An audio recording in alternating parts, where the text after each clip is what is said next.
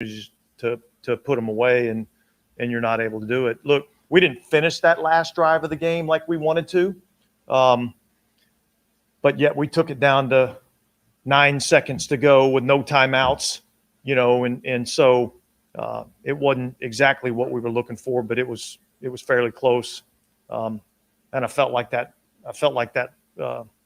third down play. I was hoping that we were going to get a measurement on that.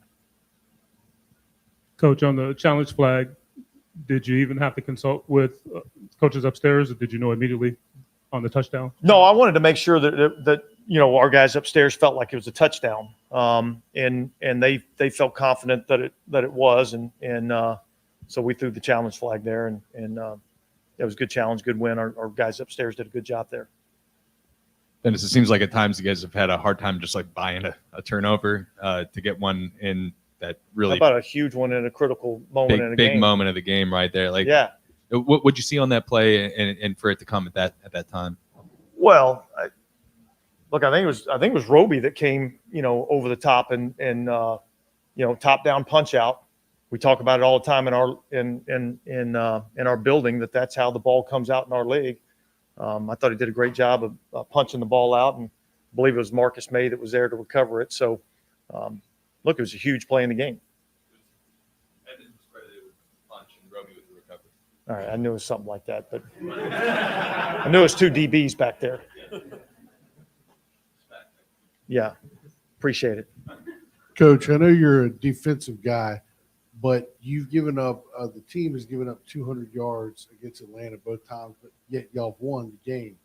What do you have to do as a coach to be able to put together a plan to stop this running game? Listen, we need a win. You know what I mean? Like, it's one thing we all talk about running the ball. Look, I don't think we tackled as good as we needed to today. Okay. But what they had 80-something yards passing. So it's not about, do you stop the run? Do you stop the pass? Do you do this? Do you do that? It's do you win? And that's what we did today. And so their plan was to come in and run it, not try to put the young quarterback in difficult situations. And look, the runner, Algier, like I was impressed with him today. He's a tough physical runner. But we did what we needed to do defensively to win the game. He's done it all year consistently, but Juwan Johnson, another good game. Just describe, his season and his improvement out there. Yeah, look, he's improved a lot. I mean, he works tirelessly to improve himself and improve his game. And, it's good to see when guys work the way that he works and give the type of effort that he gives. It's good to see, him being able to kind of reap the fruits of that labor. And so that's part of what you enjoy about coaching. Dennis, you drive and you got a 11-point lead, you fumble. I mean, as a coach, is that stuff like that just drive you haywire? Yeah, well, that's part of what we just talked about when you have a chance to kind of, put a team away. I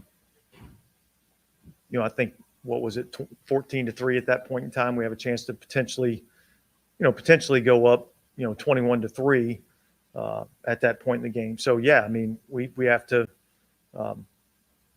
protect the ball better in those situations, certainly. Dennis, was the Taysom Hill TD pass to Shaheed, was that first read on that play, and was that one you drew up and wanted to get to early in this game this week for any particular reason? There's some things that you do, and what you don't know is exactly when Taysom gets lined up at the quarterback position. You don't know exactly what you're going to see every time. So we got the look that we were looking for. And look, I think Shaheed ran a great route. Like, his speed is impressive. And look, Taysom did a great job of putting the ball in the right spot, just over the top of the safety. And we got the look we were looking for, and our guys executed. And that's really, that's what, good football is really all about. It was a good play call, right? But the execution is what made it work. And that was good to see. Were you surprised at all the Alontae Taylor interception was overturned? No, I wasn't. After I saw it on the big screen, I guess I wasn't sure if he caught it in real life, and then I saw it in the big screen, and I just didn't know if there was going to be enough to overturn it. But yeah, that's tough on that kid because, you know, I mean, he keeps making these plays, and yet he's not getting credit for making these plays, but he's playing outstanding. I mean, he's playing outstanding. Hey Dennis, what's the mood like in the locker room after getting a win and just kind of getting off the schneid here, end of the season? It's good. Here?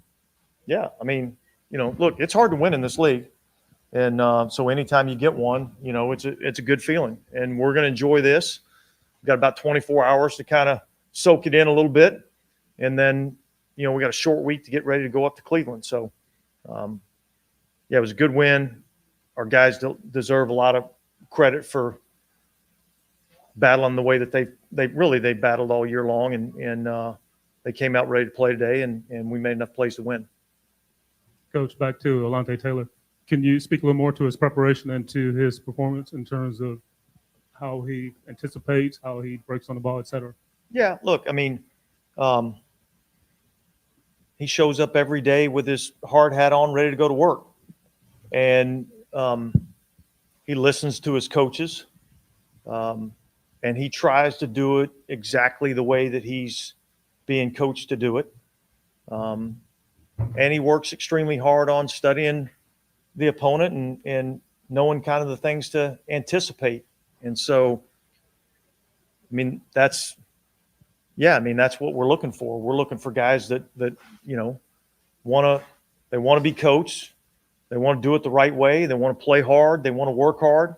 And he does that. And it's not a surprise that he's able to go out and execute on Sundays because he puts in the preparation. Yeah, last week when we asked you about the film, the first thing you said was the guys played hard, and that was like the main thing that stood out. How important is it just to see that still, like in this situation, this game, and then your backs get against the wall and guys just keep fighting and trying to find ways to win? So I would tell you this. I would say that playing hard doesn't guarantee that you're going to win, but not playing hard guarantees that you won't win.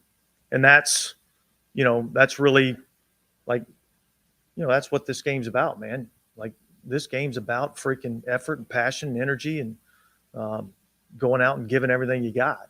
And so I never questioned whether our guys were going to do that or not. I mean, they've done it all year long. So I think they did it again today. Dennis, you know, Alvin, the last few weeks has been, you know, limited in his involvement. Was there kind of a concerted effort to get him touches today? Yeah.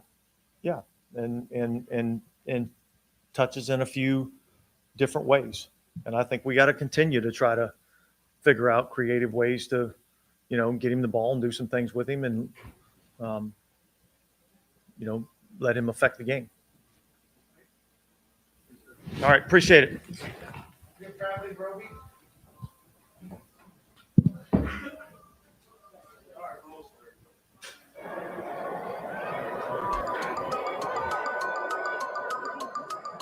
Welcome back into our Saints post-game show. I'm Aaron Summers, joined by former Saints linebacker Scott Shanley. Break down this.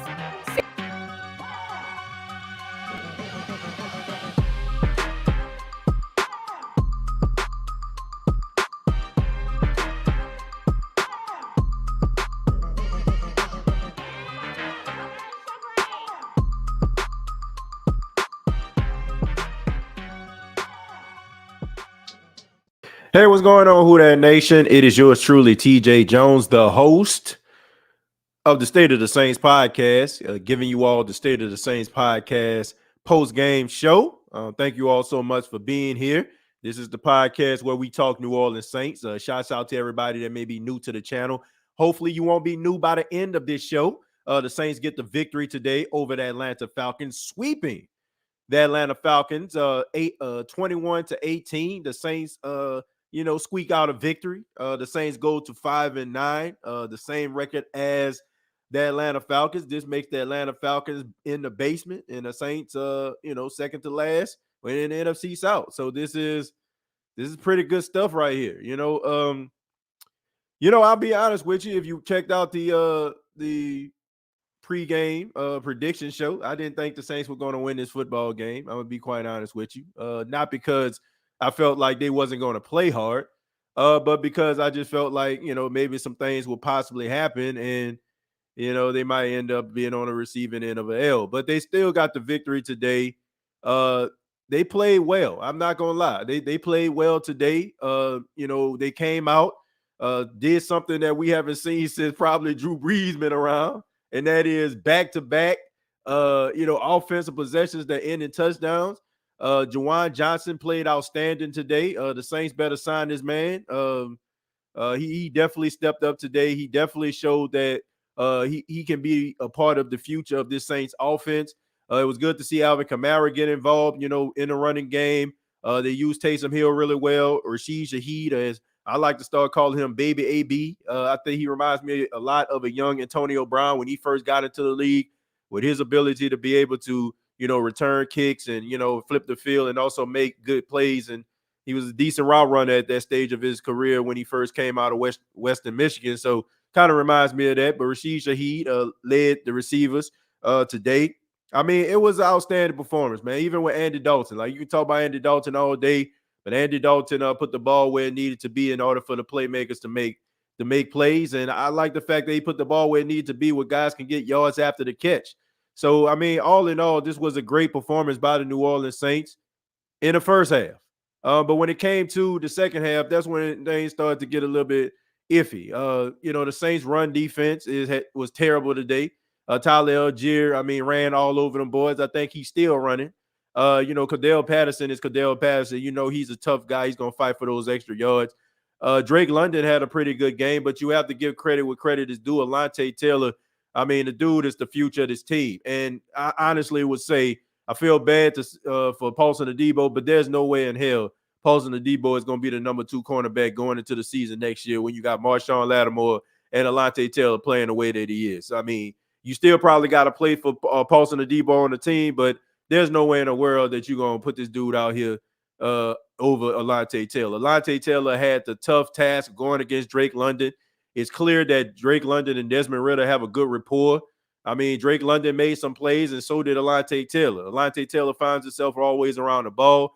Should have had a pick six, in the red zone. He jumped in front of the ball. Should have been picked. There was another interception that he could have had, went right through his hands, and then he caught one, but he didn't drag the second foot down. So, Alante Taylor was all over the field, and it's good to see this guy progressing every single week, and this is exactly what you need going forward. A guy that has a dog mentality, a guy that doesn't matter who he's going up against, no matter if the guy is the most average receiver possible or he's an elite wide receiver, he does not shy away from the challenge.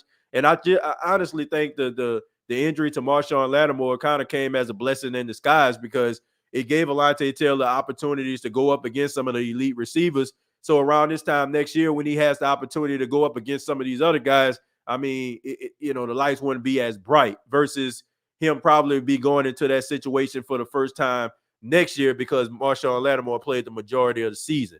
But it was a good win by the New Orleans Saints. But this doesn't absolve Dennis Allen, in my opinion. I still think that he's a lame duck coach. I think that he's sitting up there grandstanding. I find that hilarious. I just think that it's not so much about at this particular point. I'm gonna be real with you. I know a lot of people are saying that, if the team quits on him, then that's an indication of that he lost the locker room. But the more I think about it, the more I just realize that the Saints just got a hell of a locker room of good, high character guys. And regardless if Dennis Allen got fired in the middle of the season or he would continue to coach this team, I still feel like it will still be the same result. These guys will go out here and play hard. Dennis Allen, you can say what you want to say, try to defend him in this regards, but all I got to say is this game was closer than what it needed to be, and it had a lot to do with Dennis Allen's defense. And this is the guy that's supposed to be the defensive guru.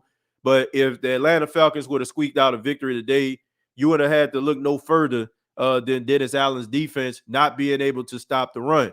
And no, this doesn't absolve Dennis Allen of anything. Honestly, this game right here, with no fault. I'm telling you, based on like the high character guys, these high character guys are saving this dude job. Has absolutely nothing to do with him losing the locker room, because quite frankly, I don't think he's ever going to lose the locker room. I just think that they're going to continue to play hard. They're just going to continue to fall short because that's the type of locker room that they built.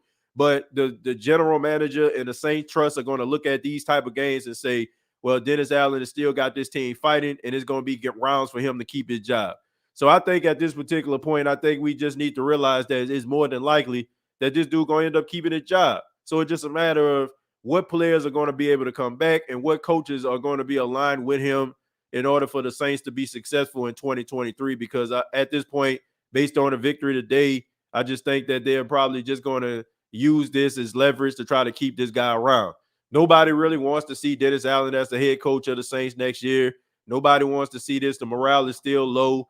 And honestly, you're going to have to convince Saints fans that there's something to cheer about or something to spend their money on next year if you bring back Dennis Allen. It's just that simple. And, you know, you got some people out here that's talking about, you know, don't be negative. You know, y'all, we won the game today, blah, blah, blah. Look, this is the problem I have with Saints fans, in my humble opinion. Some of y'all, not all of y'all. Y'all want me to defecate on the team when they lose and talk about how bad Dennis Allen is and talk about how the team just not prepared. And then all of a sudden when they win, if I start bringing up those same problems, oh, man, you being extra negative, you being critical of the team. Look, this team has a problem, folks. I know they won today, but they still have a problem. And honestly, they should have won by more. They should have won by more. If we're going to be real, they should have won by more.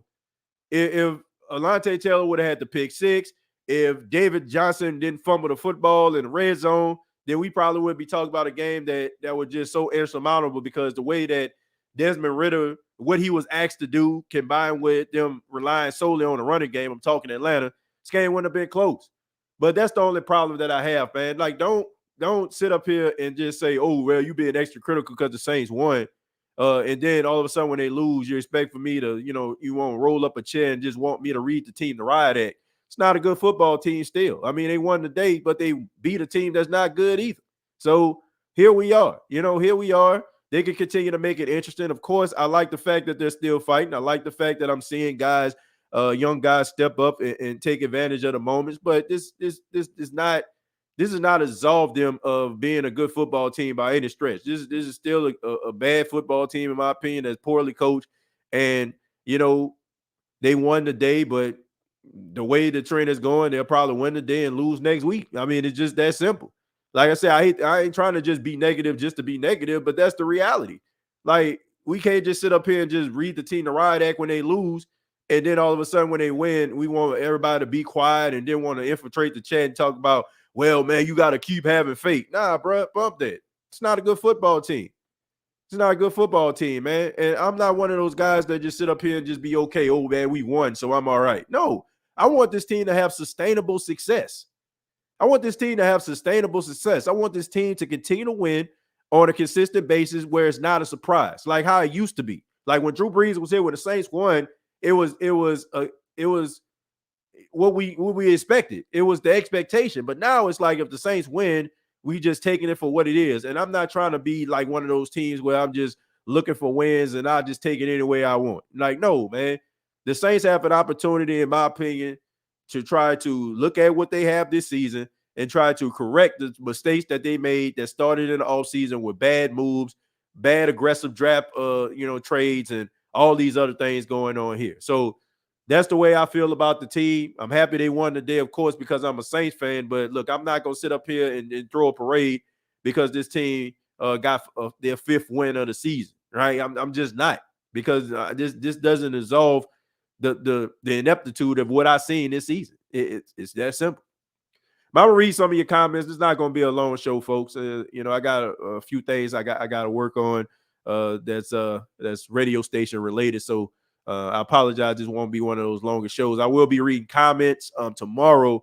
I'm gonna do a show. I'll do a final reaction, and then I'll take calls on that show. All right, but I'm going to read comments, and I'm going to get your thoughts about the game and your feelings and your views on that. All right. It says Alante Taylor is a Debo's replacement. Yeah, pretty much. Like, I don't see how you look at this kid and make him a backup cornerback after what you've seen. Like, this dude has had the tough task of going up against some of the best receivers in the league, and he didn't shy away from it. Some matchups he lost, and some matchups he won. I mean, he battled today against Drake London, and quite frankly, I mean, I wouldn't be mad at seeing that in the future.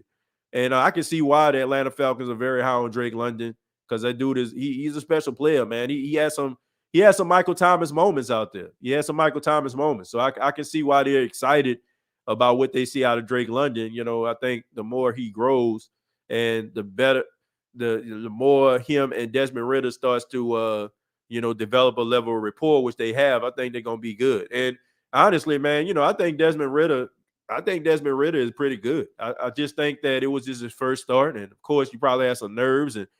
And I think that the game plan that the Atlanta Falcons came out there with, I think it was a terrible game plan, and it got them behind. I'm glad that it happened that way, because it kind of played right into the Saints' hands. I don't know what the scouting report was. I don't know what the heck was going on with that. But, the fact that they came out there trying to throw the ball down the field instead of trying to run the ball with Tyler Algier from the beginning, I think it kind of just cost them the game, because the Saints were able to get up, and that's when you got the crowd involved and the defense was able to make some stops, and that was just a problem. But I Desmond Ridder and Drake London might be a problem for years to come for the New Orleans Saints. That's why the Saints better do what they need to do in 2023 to make sure that they have something that's going to be able to counteract the future young Atlanta Falcons.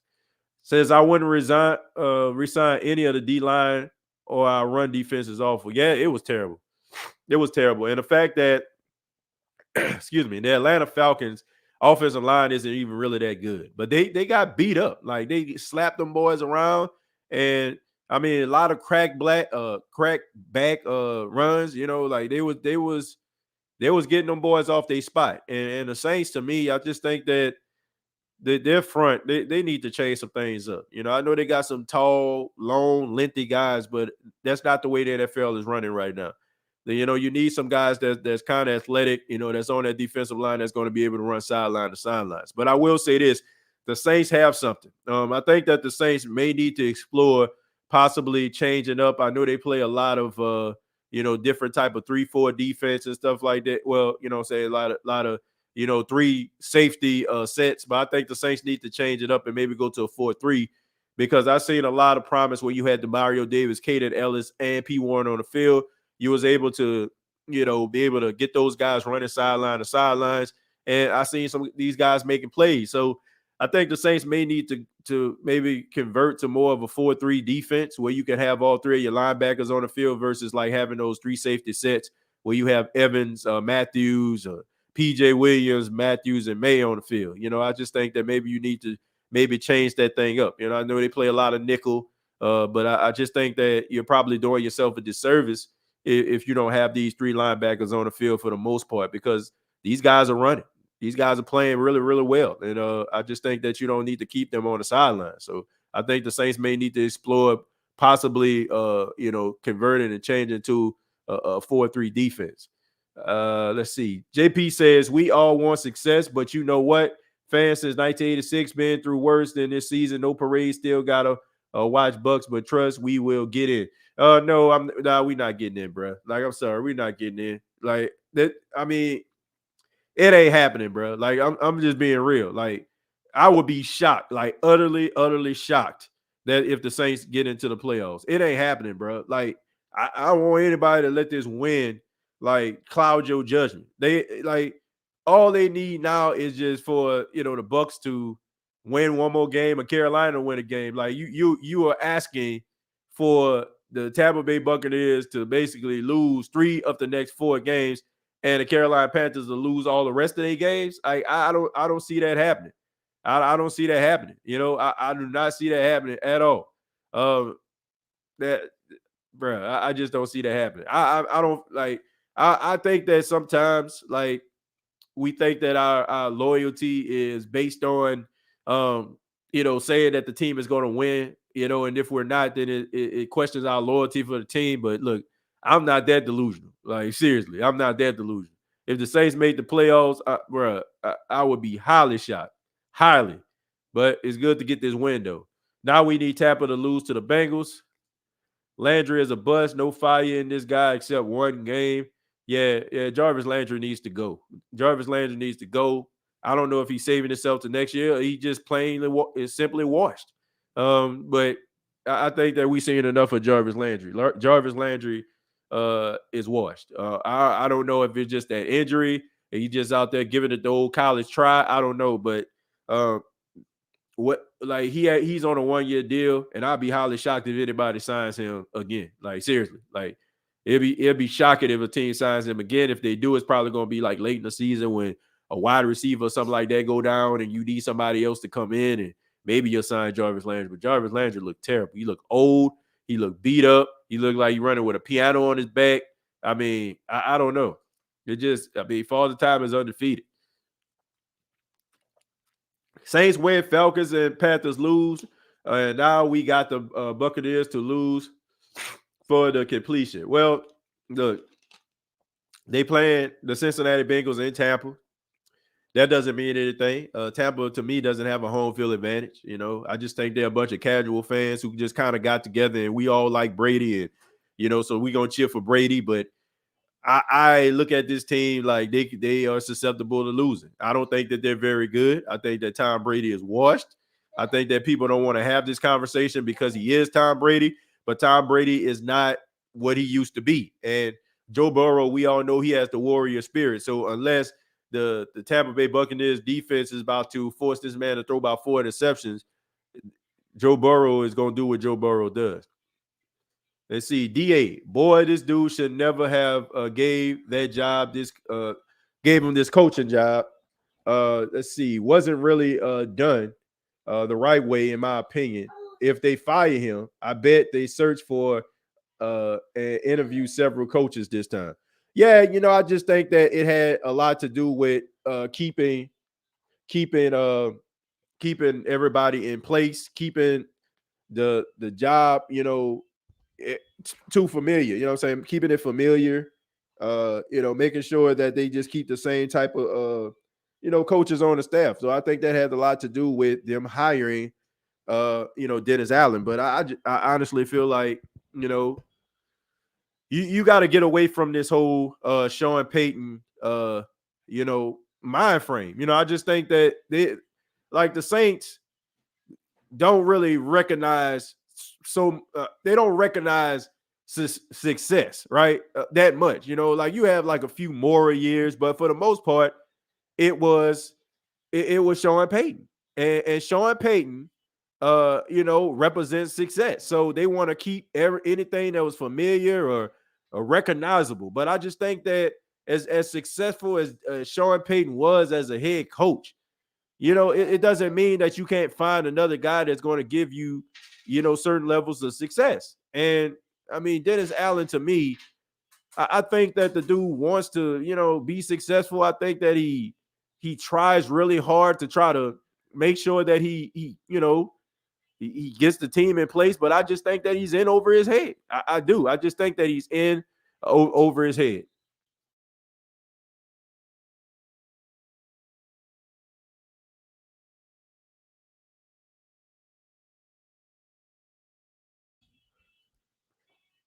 Yeah, sorry about that. Let me see. Alante has swagger and talent. A steal in the second round. Yeah, I mean the dude has it all. He has everything that you ask for, in a player. I think that a lot of people kind of raised an eyebrow, and they just wonder to themselves, like, why would the Saints draft this, a cornerback in the second round when you have CJ Garner-Johnson, Paulson Adebo, Bradley Roby? Like, why would you bring this guy in? But as we all can see, I mean, this was a really good decision.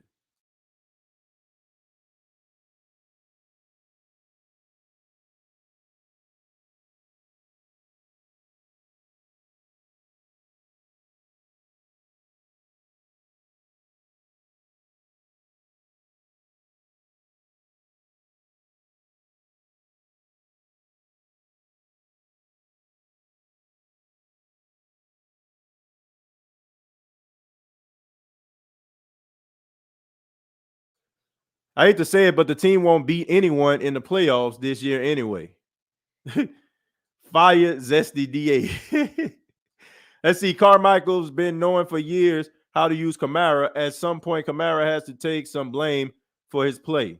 Look, I'm gonna be like this. I'm gonna be 100% real with you. If the Saints are going to continue to use Alvin Kamara, even though he had success today, if you're going to continue to use Alvin Kamara like this, I look, it's best for you to try to trade this dude away. I'm serious. Like, look, we can talk about Alvin Kamara all day, but let's just call a spade a spade. The way that the Saints have been asking this dude to be offensively productive is unconventional. It is not the way that Alvin Kamara has had sustainable success.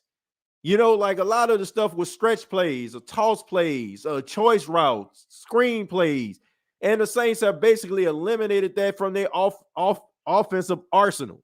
And now we expect for this dude to run like, you know what I'm saying, with 3 yards a cloud of dust, like he Jerome Bennett, a Jerome, you know what I'm saying, Taylor or something. I mean, I don't know. You know what I'm saying? Like, I don't know what, you know what I'm saying, what they expect for this dude to be. And honestly, if people being critical of him, I don't understand what you want from him. Like, we expect for this dude to be great at every particular thing, but they not putting this dude in a position to succeed. You got trash offensive line play. Like, these dudes stay getting pushed back in the pocket, and he gets hard for him to find lanes. Anybody that's been a running back or seen a running back, man, that is frustrating. That is frustrating for a guy to know, you know what I'm saying, that, okay, as soon as I get this ball, these dudes going to be in the backfield. There was one play.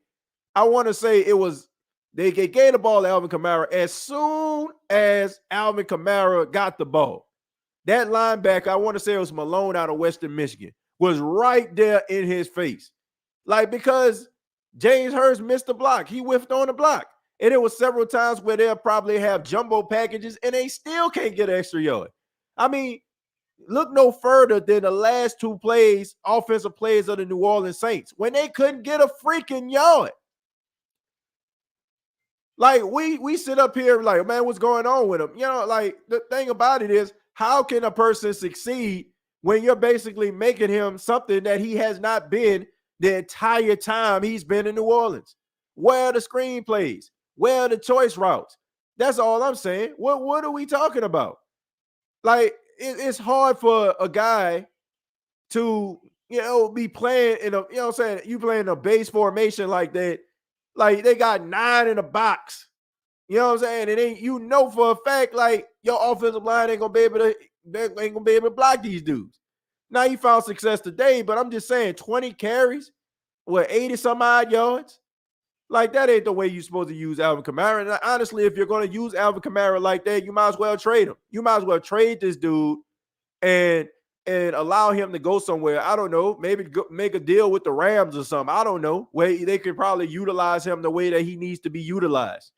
But if you're going to have this dude running up against brick walls every time, then, you know, like, you might as well just go ahead and trade him for, you know, and allow him to go out there, and every Saint fan that's talking about what's wrong with him, allow yourself to be angry and ticked off when you watch him in another offense be extremely successful, and you wondering to yourself why the Saints traded Alvin Kamara. Like, seriously, like, Pete Carmichael, the way that he's been running this offense does not have Alvin Kamara's best interest at heart. What the New Orleans Saints need to do, to me, if you're going to keep Dennis Allen around, you cannot keep Dennis Allen around and keep Pete Carmichael too.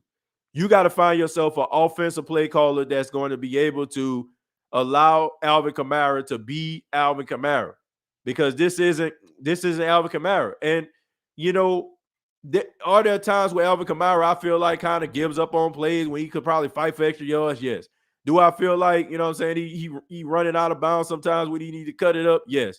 But for me to sit up here and just say that I don't understand why this dude isn't playing at the level we're used to, I just think that that's just completely insane. Like, that's completely insane. Like, it's obvious. Like, do y'all see this offensive line?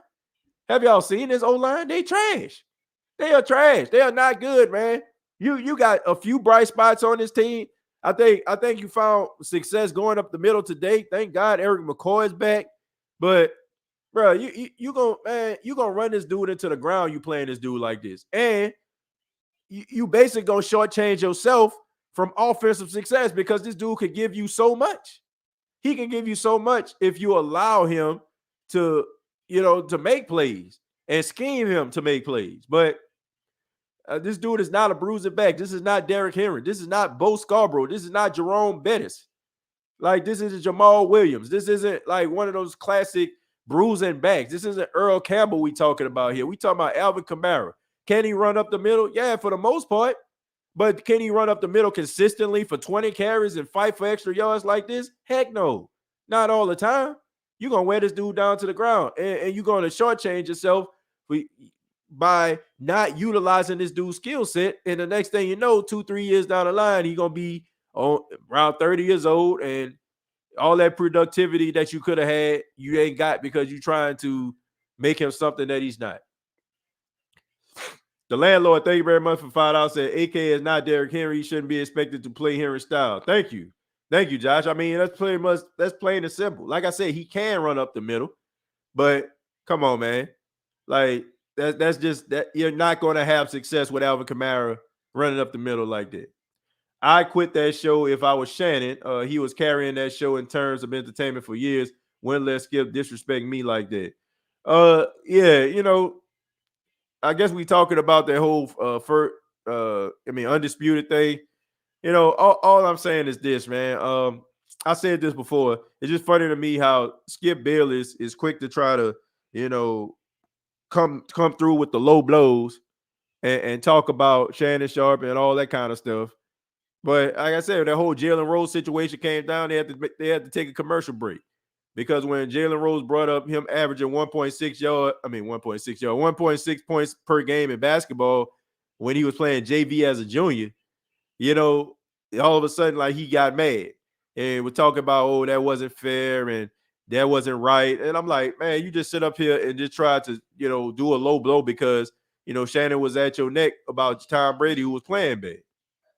But, I mean, that's another story for another day, man. I mean, me personally, yeah, I probably, I probably would be thinking about going on to greener pastures because here's the reality. It's not like Shannon Sharp, can't find another lane. And I'm pretty sure, if Shannon Sharp was to leave undisputed, he would take his crowd along with him. I mean, he has his podcast called Club Shay Shay where he interviews one person per week, and it's pretty doggone good. He's had these sit-down one-on-one interviews with people, and he does a really good job. So it's not like if Shannon Sharp was to leave undisputed and maybe kind of do his own debate thing or have his own show on Fox Sports 1, opposite of Skip Bayless, that he wouldn't find success because people tuned in to see what Shannon Sharp has to say more so than what Skip has to say. Let me see. TJ, did you see? I already read, but yeah, I seen that. Let's see. Why not run Eno Benjamin instead of David Johnson? That's crazy. No, it's not, man. Look, all I got to say is I knew it. We got to be careful with this. We got to be very, very careful with some of the takes that we have and not being prisoners of the moment. Now, I understand that David Johnson fumbled. I do. You don't want to fumble the football, but I understand why the Saints ran that and they needed 1 yard. I understand why they went with David Johnson because before that fumble, he was running pretty well. And it only was a bad play because he fumbled. And he got the first down. So if he would have fell to the ground and then fumbled the football, we wouldn't be having this conversation. We only looking for Eno Benjamin because David Johnson fumbled. David Johnson, for the most part, was running really well, and I understood the play call. It made sense. It was successful. He just fumbled the football.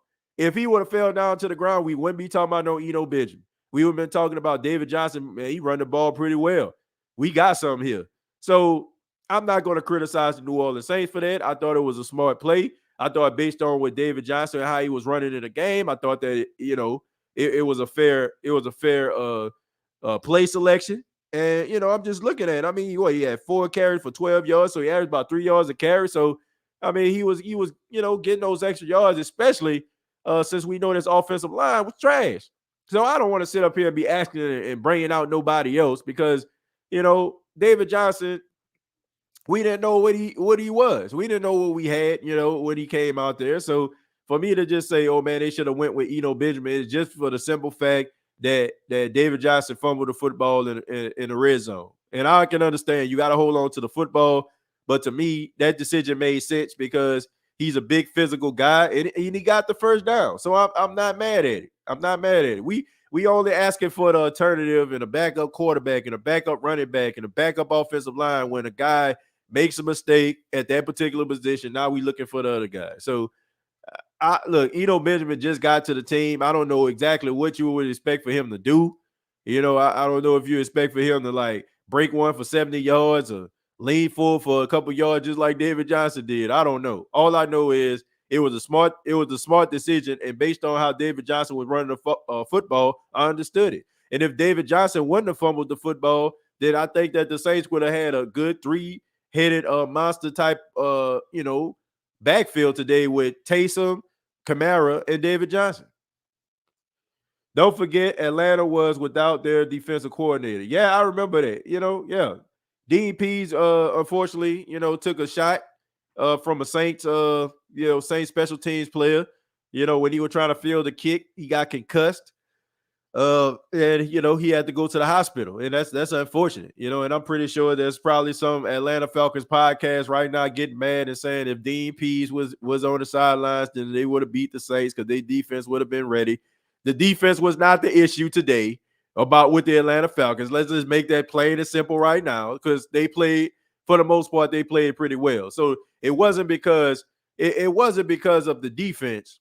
It wasn't because of their defense is why they lost today. So I'm pretty sure you're probably going to roll up on the Atlanta Falcons podcast and they're going to be trying to use that as an excuse. You lost. You lost today. It's very simple. The Saints went up 14-0, and they was able to kind of, add some points in later on down the stretch. And that was insurmountable in the way that y'all were asking Desmond Ridder to play and how you was laying on the running attack.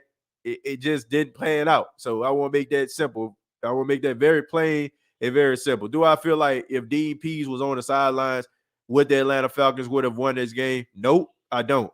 No, I don't. I don't think that he has anything to do with the outcome of this game. I think that the guy who was his back, the backup, called the plays defensively today. I think he did a good job, and I think he did good enough for the Atlanta Falcons to try to squeak out a victory. So, and honestly, if it wasn't for that Drake London fumble, maybe we probably would have been talking about the Atlanta Falcons in victory. So, I'm not using that as an excuse, because it wasn't his fault.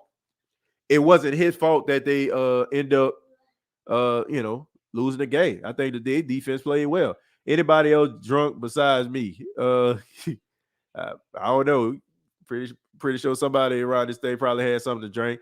Thank y'all. I'm filled with emotion right now. What's going on, Chosen? What do you mean? What's going on? Let's see. Chosen, one in the world. I'm here for you, Chosen. Let's see. Hey, TJ, crazy how Saints defensive line could get soft a lot of the times. Yeah, I mean, look, they were soft as cottonelle tissue today. I think it has a lot to do with the talent base, and also think it has a lot to do with the age. Man, you got to get younger and you got to get with it when it comes to the waves of the NFL. Like having these statue quarterbacks, I mean, it's not working no more.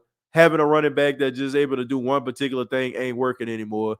And having defensive linemen that are just tall and long and can't do anything else and chase down these quarterbacks and chase down these running backs, I mean, you're going to end up being lost with the times. And I just think that the way that the Atlanta Falcons were running the football and the way that the New Orleans Saints defense is structured, I just think that, it's just time for them to try to upgrade. I'm not bringing back Onyemata. I like him a lot, but I'm not bringing him back. I'm not bringing back Malcolm Roach or Shad Tuttle. I'll bring back Kentavious Street. I'll bring him back, as a rotation guy. He had a good game today. But you need to get faster, and you need to get a little bit more athletic, on the line. I mean, I don't know what happened between last year and this year, but the Saints defensive front sucks. They suck right now. Like they are getting slapped around. And I'm not buying that whole thing about Dennis Allen. Dennis Allen up here talking about, well, it's just all about winning at the end of the day. Yeah, you can believe that if you want to. That's the reason why you're winning one and you're losing one. Because if you just cared about, oh, we look like trash, stopping the run today, but at least we got the win. That's the kind of stuff that desperate teams do and desperate coaches that trying to keep their job. That's what they say. All right. But when it comes down to stopping a run, You need to try to do that consistently, or you're not going to have sustainable success. See, he up here trying to coach for tomorrow. He coaching for his life, but we talking about sustainable success. That's what matters. You got to be able to stop the run, and you cannot have the same situations happening over and over again and expecting for you to be able to have win after win after win. Like, it's only a matter of time before you lose another one, because you didn't fix anything. You didn't fix anything. You just squeaked out a victory. Congrats to Chosen. Thank you for the 199. Let's see, TJ, what are the top 3 adjustments you would make in terms of rosters and the coaching staff? Look, very simple. I'm getting rid of Pete Carmichael if I'm keeping Dennis Allen. You know, if I'm keeping Dennis Allen, I'm getting rid of Pete Carmichael. I'm trying to find me somebody that's going to be able to be innovative, somebody that's going to allow my playmakers to make plays, that's going to understand that, you know, Chris Olave can, you know, he don't just have to make plays in little soft cover situations. He can take the top off the defense. He can do a multifaceted of things. I'm looking for somebody, once again, Alvin Kamara. Not only can he run the ball up the middle, but stretch plays, choice routes, trying to get the Saints offensive line involved. You know what I'm saying? Like, that's what I'm looking at. Offensive line, look, man, I don't know what it is, but them boys soft. They soft, okay? I'm keeping Ramczyk because I signed him. I'm keeping Ruiz. You know what I'm saying? It seemed like the light came on. I'm keeping McCoy. You already extended him. But there were other people on the line, like the Pete's and the James Hurts and all these boys right there. Man, get these boys off my sideline. Trevor Penning, I'll let that slide because this was just his 3rd game, and he trying to find his way, you know, to, you know, and probably still trying to get himself back into some real physical cardiovascular shape. So, but James Hurts and Andrews Pete need to get off my sidelines. Seriously, you know what I'm saying? They need to find some physical, bruising offensive linemen. You know what I'm saying? Somebody that ain't gonna take no stuff, that's gonna be around this thing, be some maulers. All right, that's what you definitely need, because you need to be able to run the football. Because regardless if you try to keep Andy Dalton next year or Jameis Winston or whoever, you know what I'm saying, you got to have somebody that's going to be able to rely on the running game. And the Saints running game ain't it. The defensive line is another place that I'll look. And last but not least, the safety position. Like Marcus May, Tyrann Mathieu, much respect to those brothers, but they ain't it. They ain't it. They ain't it. You ain't doing nothing. You ain't doing nothing with them. Seriously. I don't know if it's the way that the Saints are playing defensively or what, but can we get somebody that can resemble kind of what Marcus Williams was? I mean, when they get their hand on the football, can we please get somebody to be able to catch the ball for an interception? The way Taylor been playing, do you think he starts opposite Lattimore? Absolutely. Absolutely. Like, there's not a doubt in my mind. Like, there's nothing that they can say to me that will justify him not being a starter next year, based on what I see. The Bayou boys survived the inevitable one more week. I'm surprised you don't have alcoholic poison at this point. Did Kamara get hurt? He's a star running back and he's super strong for his size. When was the last time Kamara had over 20 yards carries? Sometimes a running back gets a lot of carries. That's just how it is. Yeah, look, I just think that a lot of the plays and a lot of the things that Sean Payton ran, it allowed Alvin Kamara to have space in the open field in order for them to make people miss. And not to mention, they had better offensive line play. You know, when you're not scheming the guys open, when you're not having good offensive line play, these things are going to happen. And you're going to have like Saquon Barkley type games where, you know, you're probably, you know, get tackled for, you know, gain of 2 yards, gain of 2 yards, gain of 2 yards. Then you might break one for about 20 or 30 yards and your stat line might look a little bit respectable, but you ain't really do nothing outside that big run. So I just think that it is a combination of things. I think that the offensive line and the play calling has been, you know, the reason why Alvin Kamara has not been the running back that we are accustomed to seeing. TJ, the Andrews Pete contract looking about as bad as the Jarius Byrd one. Yeah, man, I just think Andrews Pete is soft. Do I think that Andrews Pete is decent as offensive lineman? Yes, at run blocking, but I just feel like when you want to play the offensive line position, I just think that you have to have a screw loose. I think that you have to have a level of nastiness, and he just does not check those boxes for me. You know, I just think that if a guy, can come into the game and he's a little bit physical or maybe talking to him, getting in his head. I don't know what the heck going on. But I just think that he can get pushed around. I would like a person that has like a Jason Kelsey type mentality. I know you ain't getting Jason Kelsey, but if we can get somebody that's mean and nasty, somebody, like Trevor Penning is, like somebody like that. And I just think that that's what you need on the offensive line. And that's what the Saints have been missing. These guys are getting pushed around and abused by defensive line. It is embarrassing to see. It's embarrassing. It's embarrassing to watch. You in town, I'm down, or if we do a trip, I'm down. Losing Armstead was huge. Of course. I mean, Teron Armstead was all pro, an incredibly talented left tackle. And, he deserves the money that he got out in Miami. But that's just the business of the National Football League. When guys play beyond their contracts, teams are looking for them. And sometimes, the business won't allow a team to be able to bring a guy back. And that was just one of those cases. You showed right, and I was one of them. Man, was I wrong? No, I don't know exactly what we're talking about with that. Draft a quarterback first, then a running back, then a wide receiver. Man, honestly, I'm down with the quarterback if you want to draft a quarterback first. But look, they need help on an interior line. They really do. Man, this was like the worst year, to give up that pick. First, it's like a fifth round. I mean, it's like a fifth pick in the draft. So you were able to get somebody like a generational talent on the defensive line. I ain't too like. I honestly feel like, and I know some people might disagree with me with this, but if the Saints got a top 5 pick, I wouldn't have been mad at them if they got somebody on the interior line. You know what I'm saying? Like if they would have got somebody on the interior that was, a generational talent, I wouldn't have got mad at it if they would have chose that over a quarterback. Because right now you need somebody that's going to come in that's going to be able to wreak havoc. Like Cam Jordan can't lead the team anymore. And Marcus Davenport, he was supposed to be the successor and the guy that's supposed to lead the Saints, post Cam Jordan when he decides to step down or move on, but it hasn't worked out. And you can't just keep on relying on a guy and hoping that he finally breaks through. It's been long enough. Like we've seen enough of Marcus Davenport to know that most likely he ain't about to be it. Jared says, how about the MEAC? Yeah, man, the MEAC got it done. Knocked off Jackson State in a Celebration Bowl. That was a heck of a game, though. It was a heck of a game. I'm not mad at that, And, I mean, look, it'll be one thing if they lost like how they lost with South Carolina State last year, 31-10. I mean, come on, man. I mean, that game was, a tight end drop and an extra point away from going into another overtime. So I can live with that.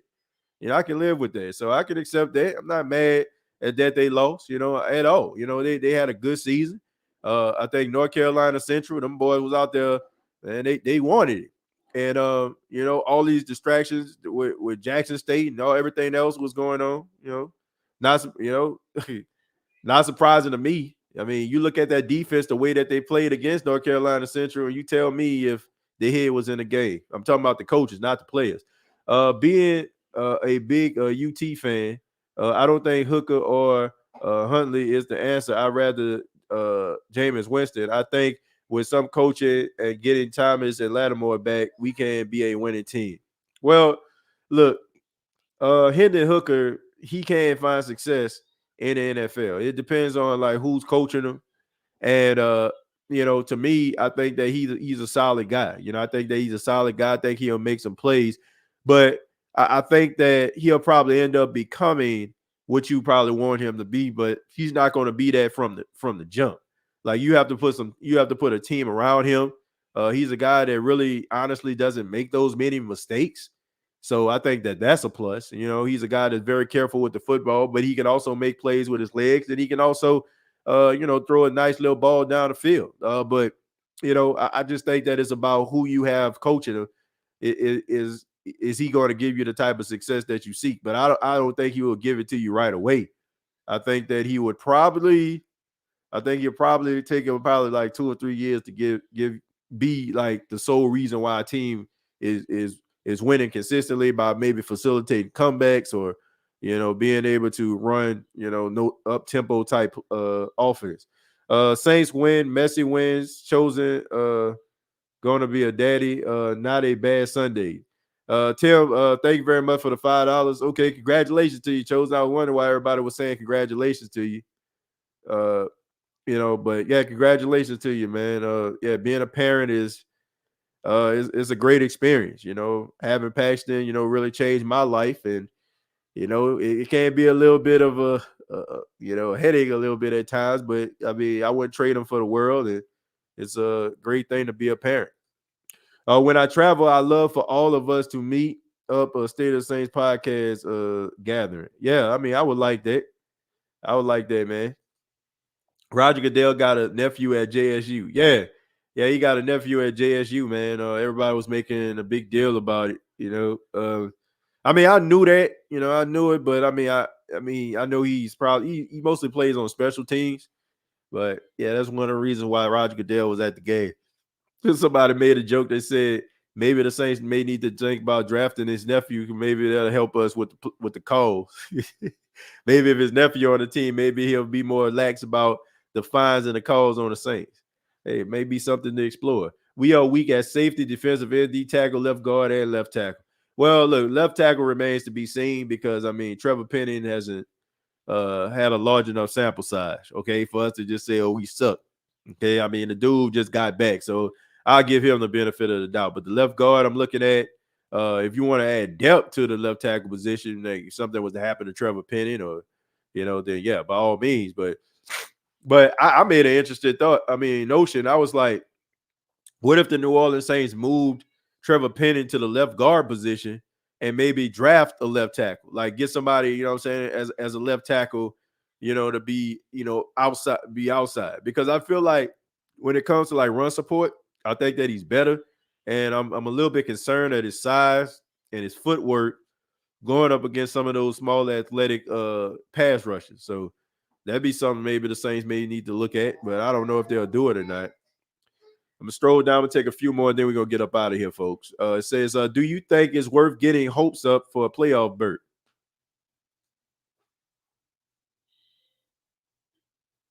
Hell no, to the no, hell to the no. Nah, it ain't worth it, bro.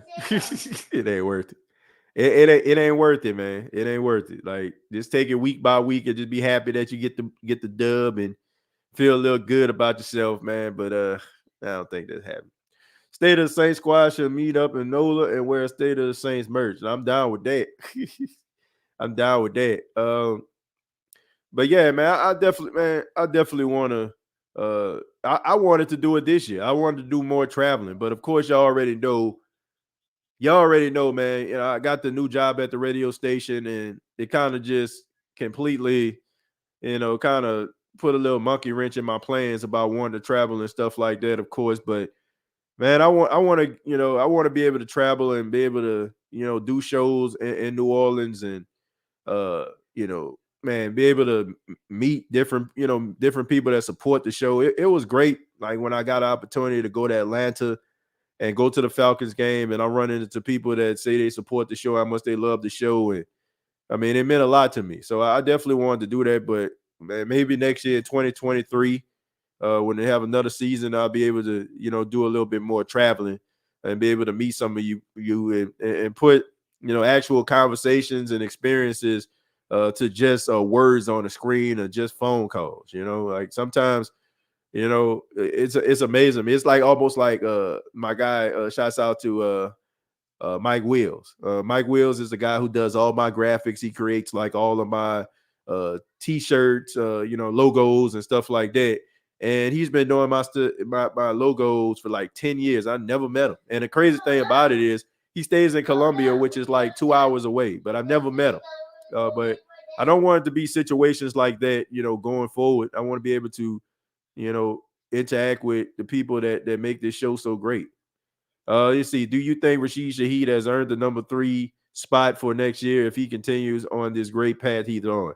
Well, look, I think that he's doing a really great job, but I don't want to drink the Kool-Aid. I don't. I drank the Kool-Aid with Callaway. I drank the Kool-Aid with Hardy. I'm like, there's been guys that have come along and they've had solid seasons, and a lot of it has a lot to do with the element of surprise. Do I feel like he has a lot of great skills and do he has really good upside? Absolutely. Do I feel like you can build on that? Absolutely. But it's all about what's the next step. Like how do you get better, right? When people have film on you, when people have an opportunity to be able to scout you, and it's not just a surprise about, oh, Shaheed number 89 out there, when number 89 is a focal point. Like, how are you able to rise above that? You know, Callaway, we thought that he was going to be able to rise above that. He couldn't. Deontay Hardy, we thought that he was going to be able to rise above it. He couldn't. So I'm just going to take it as a guy who has really emerged to be something special. Hopefully he can take it to the next level, and we won't, and we won't be having these conversations like a guy, he had so much promise, what happened to him, So let's see. Can we get the Zest walk? Let's see, by Who Sucks? Let me see. I don't know exactly what we're talking about here, but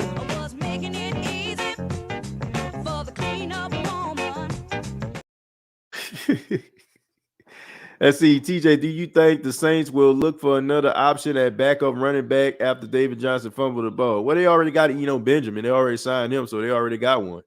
So if they decide to move on from David Johnson, then you already got Benjamin. Hopefully he can hold on to the football, because for the exception of Latavius Murray, everybody that they bring up here seems like they have a serious case of the fumbleitis. Let's see. Who That Nation? My company has an event next spring called the Black in the Day Early 2000 Hip Hop. We will play some of my interactive art games, and there will be a costume competition as well. Well, look forward to seeing that, man. Make sure that you keep us posted on the event, and feel free to let us know the updates on it. Half off on your tickets if you support the State of the Saints podcast as a member. I appreciate that. TJ, play that ooh ooh. Okay. Let's see. Play that. Let me see if I can. Let me see. I think honestly, I think I might have taken that off, man, when I was trying to freshen up this. Yeah, I sure did. I'm gonna have to put it back, man. I have it for you next show. I had to clear up some space on this platform that I was using, because it was taking up too much. Like, I had too many sound bites and too much space, so I had to clear some stuff off. I had to take that off and try to put it back on. But I have it for you next show. So I know a lot of people want to hear these joints, but I have it for you next show. Let's see. Let's all meet up in March sometime. State of the Saints gathering. It's sad that the highlight of the Saints season has been the State of the Saints. Nah, that ain't sad, man. That just means we pretty doggone good over here, man. That just means that we working hard. That's what that means, man. That's all. I enjoy it. To me, this is probably the toughest season I've ever had doing the State of the Saints podcast. Not because of anybody here. I mean, man, it's a blessing to grow this show to what it has become. But I'm a Saints fan at the end of the day, man. And just, man, being so emotionally invested in a team and then have to come here and talk about, this team and how bad they've been throughout the season. Like, it has been tough, man. But we here, man. We here. We got the victory today. So that's a good thing. See, follow us at Fix It Arts on IG and take a look at the games on fixitart.com. Let's see. Do you think Philly will bench their starters by the time we play them? Do I think so? Probably. Yeah, probably. Especially since the Cowboys lost today.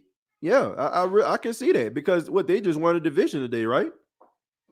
Let me see. Because the Cowboys? Well, no, they got to win at least one more game. They got to win at least one more game. So if they beat the Cowboys, they win the division. If they win one more game, then they're probably going to sit their starters, because the Cowboys lost today to the Jacksonville Jaguars, which gives them their fourth loss.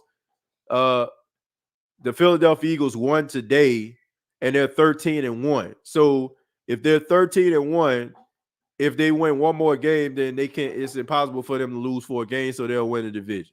So if they lose to the Cowboys this Saturday, and they end up winning one more game, then they win a division. So maybe, but I don't know. I wouldn't. I mean, especially it's not the last game of the season; it's the week before last, right? So it's not the last game of the season. TJ, what would you draft look like if you were the Saints?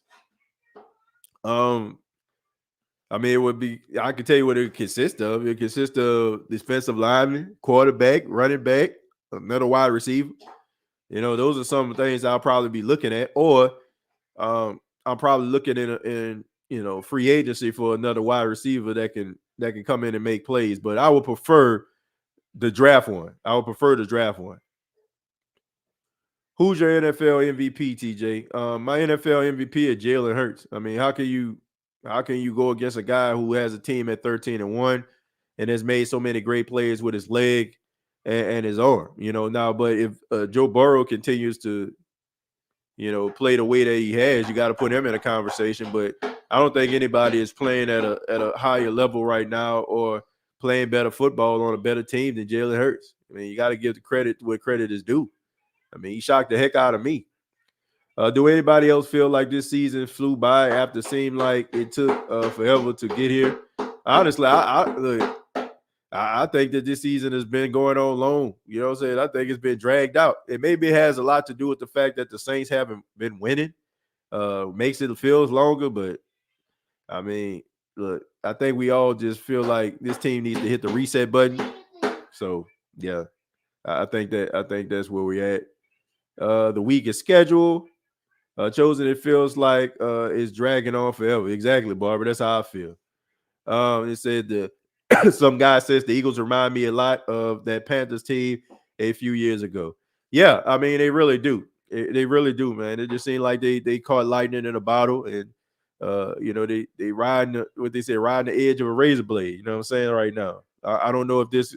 Well, I can't say that. I mean, you got yourself a young quarterback, you got yourself a franchise wide receiver, you got a good offensive line, you got a number 5 pick in the draft as of right now to build on what you already done got. So, I mean, could be sustainable success. We can see the Eagles winning games for years to come. Who knows?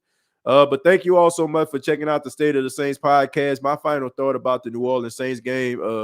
Well, before I say that, let me go ahead and give you all the stats of the game today. Andy Dalton was 11 of 17, 151 yards, 2 touchdowns. He was sacked twice. He had a quarterback rating of 132.2. Taysom Hill had threw the ball 2 times, 80 yards, 1 touchdown, 158.3. Had a perfect quarterback rating. Alvin Kamara, 21 carries, 91 yards, 4.3 average. Taysom Hill, 7 carries, 30 yards, 4.3 yard average. David Johnson, 4 carries for 12 with a 3-yard average. And then you have Rashid Shaheed, 3 catches, 95 yards, 31.7 yard average, 1 touchdown, had a long of 68. He had 4 targets. He caught 3. I mean, what more can you ask for a guy like that? Then you have Juwan Johnson, who really stepped up. He missed last game, but he came back. He had 4 catches for 67 yards, 2 touchdowns. He is second in the league right now among tight ends, only to Travis Kelce. So anytime you mention among Travis Kelce in any category, know it's something positive. Well, once again, 4 catches, 67 yards, 2 touchdowns, had a long of 22. And you have Chris Olave, 3 catches, 53 yards. Alvin Kamara, 2 catches, 13 yards. Adam Prentice, 1 catch for 3 yards. He also has fumble recovery by Bradley Roby in crucial situations. Shouts out to Justin Evans jarring that ball loose, and great awareness by Bradley Roby. David Johnson had a fumble. Taysom Hill, they count that little missed exchange as a fumble. But, of course, they got the ball back, turnover on down. So Demario Davis led the team in tackles today. He had 8 total, 6 solo. Marcus May had a really good solid game today. He had 7 tackles. Shai Tuttle had 7. You also had the Honey Badger with 6. Carl Granderson with 6.5 of a sack. Alante Taylor had 4. He had 3 pass deflections. I mean, incredible stuff right here. David Yamada had 4 tackles. Pete Warner with 4. Caden Ellis with 4. Kentavious Street had 3 tackles and 1.5 sacks. Cameron Jordan had 3 tackles. Malcolm Roach with 3. Tano Pasio with 2. Davenport with 2. Roby, Sorensen, JT Gray, Justin Evans, Adam Prentice, Paulson Adebo, and Chase Hansen all had one tackle. My final thoughts about this New Orleans Saints team: good to get the victory. Good to see that these guys are fighting to the very end. Was it a perfect game? Absolutely not. But one thing that you need to know and one thing you need to realize is if you're going to go into the offseason, it's best for you to go swinging. And they're trying to do what they can to try to muster up some wins. As they switch gears to the game versus the Cleveland Browns, they got to continue to win.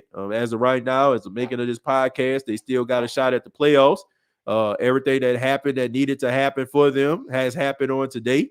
And if they continue to try to win, who knows what's going to happen? Me personally, I feel like it's a long shot.